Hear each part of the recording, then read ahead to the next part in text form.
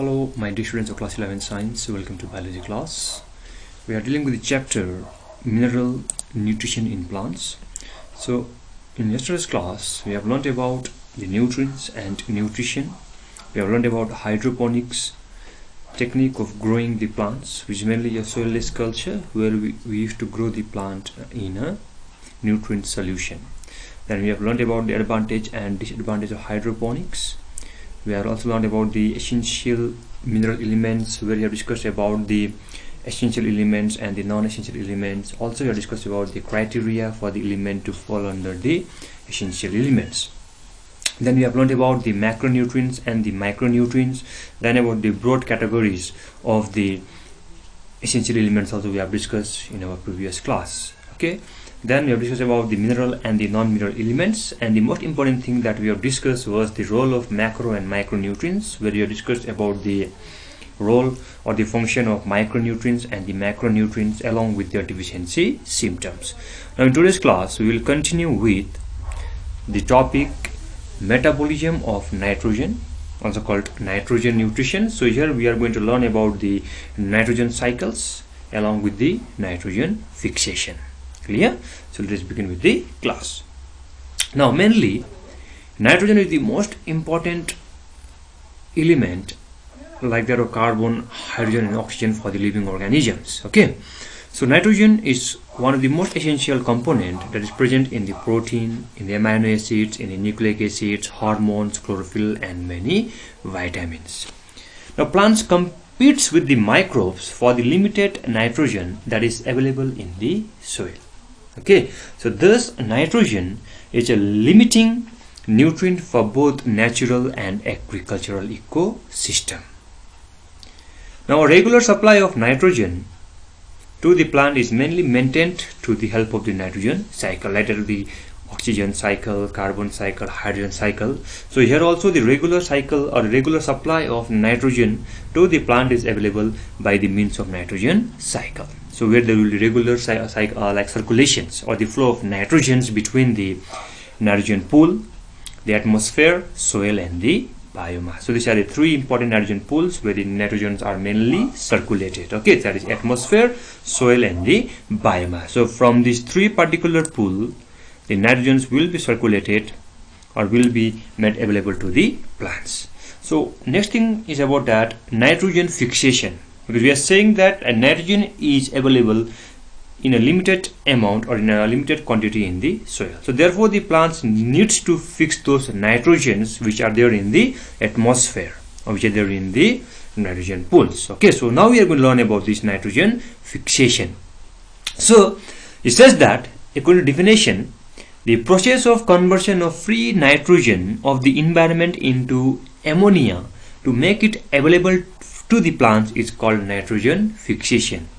Because in the atmosphere we have got nearly about 78% of nitrogens. Okay, so these nitrogens must be made available to the plants, and for that they have to fix those atmospheric nitrogen. So therefore the conversion of free nitrogen of the environment into ammonia so that it will be made available to the plant is called nitrogen fixation, and is carried out by both physical and the biological means. Even you can see the figure number 12.5 also. Okay, so in nature we can say there is lightning, there is ultraviolet radiations which provide enough energy to convert the nitrogen to nitrogen oxides, which we will discuss afterwards in detail. Okay, then industrial fixation, like industrial combustion, forest fire, okay, automobile exhaust, power generating stations are also the source for the atmospheric nitrogen oxides. And let's talk about the biomass, the animal biomass and the plant biomass. Okay, so decompositions of the organic remains or the nitrogens of dead plants or animals into ammonia is called ammonification, and this also leads to the availability of nitrogens to the plants. Clear? So each of this particular process we are going to learn in details. Clear? So let us talk about the next one, which is called the physical nitrogen fixation, because nitrogen fixation is carried out in two processes. One is physical means and the biological means. Okay, so now we are going to talk about the physical nitrogen fixation process.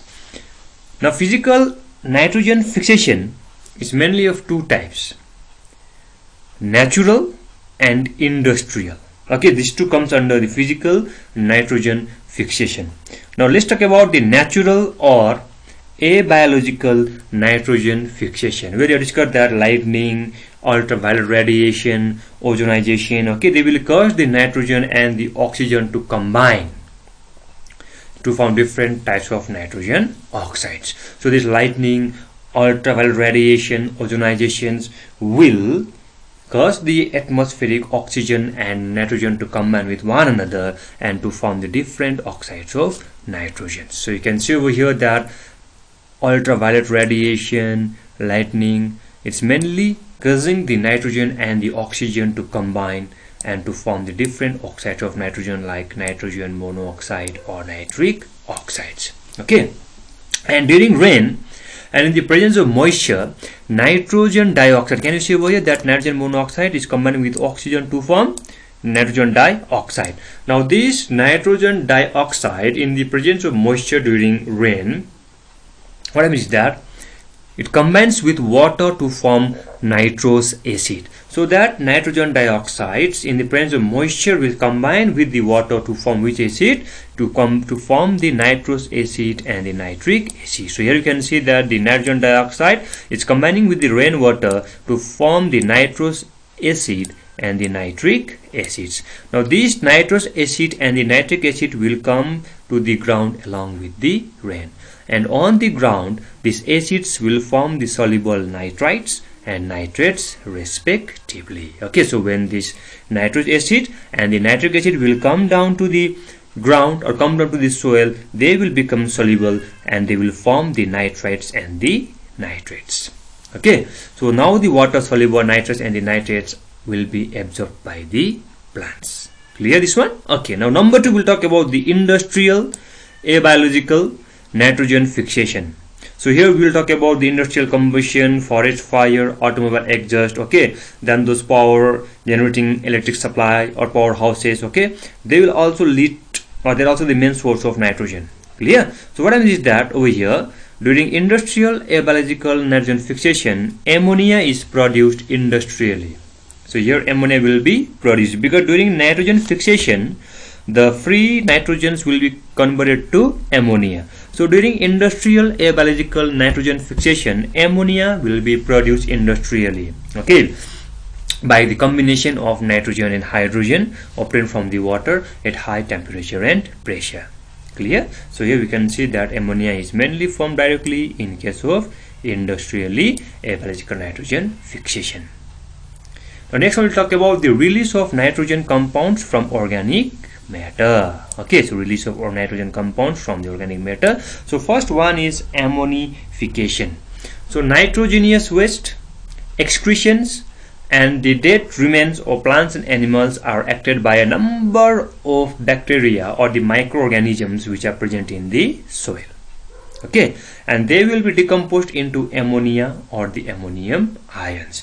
So the biomass, that the dead remains of plants and animals, will be acted upon by the soil microorganisms and it will be converted into ammonia or ammonium ions, and therefore the process of conversion of the complex nitrogenous product or the organic compound into ammonia is called ammonification. So what is ammonification? It is the process of conversion of nitrogenous organic compound, that is the complex one, into ammonia.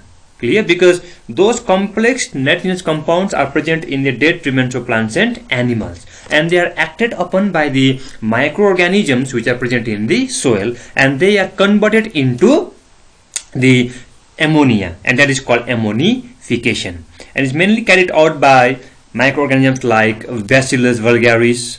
Okay, then we have got Bacillus ramosus, and we have got Actinomycetes and Clostridium. So these are the bacteria which will help in the process of ammonification. The next one is nitrification. Now some of the ammonia, they volatilize and re-enters the atmosphere. Okay, but most of the ammonia of the soil, they will be converted to nitrites and nitrates. Very carefully, we are learning that the ammonia which is produced during ammonification, most of them will re-enter back into the atmosphere. Some of them will re-enter, some of them will go back to the atmosphere, but most of them in the soil, they will be converted into nitrites and into nitrates. Clear? So ammonia in the soil will be converted into nitrites by Nitrosomonas and by the bacteria Nitrococcus. Okay, the nitrites are further oxidized into nitrates by the bacteria Nitrobacter, and this is called nitrification. Are you getting it? So during nitrification, what happens is that the ammonia which is produced during ammonification, most of them will be converted into nitrites by the bacteria Nitrosomonas and Nitrococcus. And now that nitrites will be converted into nitrates by the process of oxidation by the help of the bacteria Nitrobacter. And this process is called nitrification. Clear? So these nitrifying bacteria are chemoautotrophs. They will utilize the energy liberated during nitrification in the synthesis of organic substances from carbon dioxide and hydrogen donor. Okay. Now, next one is assimilation of nitrates by the plants, because ammonia has been converted into nitrites, then into nitrates. Now that nitrates must be assimilated by the plants. Okay, so nitrate formed as a result of nitrifications are absorbed by the plants and are transported to the leaf. Okay, and in the leaf they are again reduced to ammonia. So let's see that what are the bacteria that will help in this process. So in the soil, nitrates are reduced to nitrogens by the denitrifying bacteria, which are Pseudomonas and Thiobacillus. Kindly remember the name of the denitrifying bacteria, which are Pseudomonas and Thiobacillus. So here the nitrates are reduced to nitrogen. So carefully remember the examples of the bacteria. Okay, you have to remember the name of the bacteria that will help in the process of ammonification, the name of the bacteria that will help in the conversion of ammonia to nitrites. Then you have to remember the name of the bacteria which will help in the conversion of nitrites to nitrates, and finally you have to remember the name of the bacteria which will help in denitrification. Okay. So finally, the nitrogen has been produced by the help of Pseudomonas and Thiobacillus. Now, number 2, we'll talk about the biological nitrogen fixation, where the reduction of nitrogen to ammonia by the living organism takes place. Okay, so nitrogen is available abundantly in the air, but only a few of them are able to utilize it. Clear? So the enzyme nitrogenase, which is capable of reducing nitrogen to ammonia, is present only in prokaryotes, because only certain species of prokaryotes are capable to fix the nitrogen. Okay, so they used to contain the enzyme called nitrogenase. So the enzyme nitrogenase, which is capable of reducing the nitrogen to ammonia, is present only in prokaryotes. So these microbes are called nitrogen fixers. Clear? So nitrogen fixing microbes are of two types. One is free living or non-symbiotic, and number 2 is symbiotic, which live in close association with other higher organisms. Okay, so let's see the few examples of free living or non-symbiotic nitrogen fixing microbes. So first one is free living anaerobic nitrogen fixing microbes. Remember the name of the microbes: Rhodosphaerium. Okay, then we have got Dilophovirio. Then we have got Clostridium. Then we have got free living aerobic nitrogen fixing microbes like Azotobacter, Bacillus and Klebsiella. Okay, then we have got free living or non-symbiotic nitrogen fixing cyanobacteria, which is Anabaena, Azula and Nostoc. So here you have to remember these three names: Anabaena, Azula, Nostoc. The important one is Azotobacter, Bacillus, then Rhodosphaerium. These are the most important microbes which you have to remember. Okay, and that in syllabus also. Then we have got number 2, symbiotic nitrogen fixing bacteria. In leguminous plants we have got Rhizobium, and in non-leguminous plants we have got Azoospermillium, and we have got Frankia, but here you have to remember the name Azoospermillium. Okay, so the most important microbes name that you have to remember is Rhodosphaerium, and that is one is Clostridium, which are free living anaerobic nitrogen fixing microbe. Then you have to remember Azotobacter, Bacillus, which are free living aerobic nitrogen fixing microbes than Anabaena, Azolla, Nostoc, which are the free living or non-symbiotic nitrogen fixing cyanobacteria. Then comes the symbiotic nitrogen fixing bacteria, where we have to remember the name Rhizobium in leguminous plants and Azoospergillium in case of non-leguminous cereal plants. Clear? Remember these things. Okay. Now next one, we talk about the symbiotic biological nitrogen fixation. Okay. So many bacteria, they will fix the atmospheric nitrogens in the symbiotic association with the other plants, because we are doing this term symbiotic associations where both of these species has to be mutually benefited, where both these species will live in close association with one another and they have to be mutually benefited from each other. So here also the bacteria is helping in the fixation of nitrogens to the plants. So also the bacteria must be benefited by the plants, then only it will cause symbiotic association. So the most prominent among them is the legume bacteria association, which is called the Rhizobium. This is very important. Okay, so here the most important symbiotic bacteria is mainly the association is the Rhizobium, where the bacteria will live in the close association with the root nodules of leguminous plants. Okay, so name is the Rhizobium, which is mainly a rod-shaped bacterium and has got a symbiotic association or relationship with the root nodules of leguminous plants like sweet pea. Okay, Microbes Frankia also produces nitrogen fixing nodules on the roots of non-leguminous plants. Now let's see the nitrogen fixation in leguminous plants. We are going to see the role of Rhizobium and how they are helping in the fixation of atmospheric nitrogens by the formation of root nodules in leguminous plants. So let's talk about this one. So first one, let's see the formation of root nodules. Okay, so the bacterium Rhizobium lives in the soil but enters the root hair to form the nodules in the root. So here you can see we have got the soil particles, we have got the root hair, and you can see the bacteria.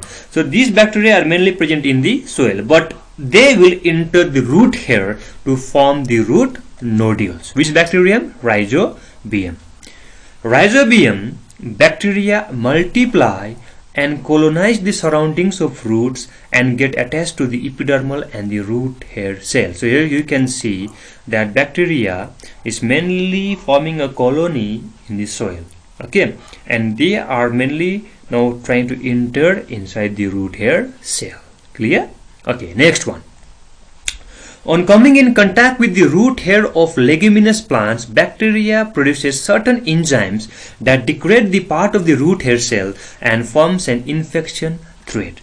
So once this bacteria comes in contact with the root hair of the plant, okay, it will produce the enzyme that will degrade the part of the root hair cell. Listen very carefully.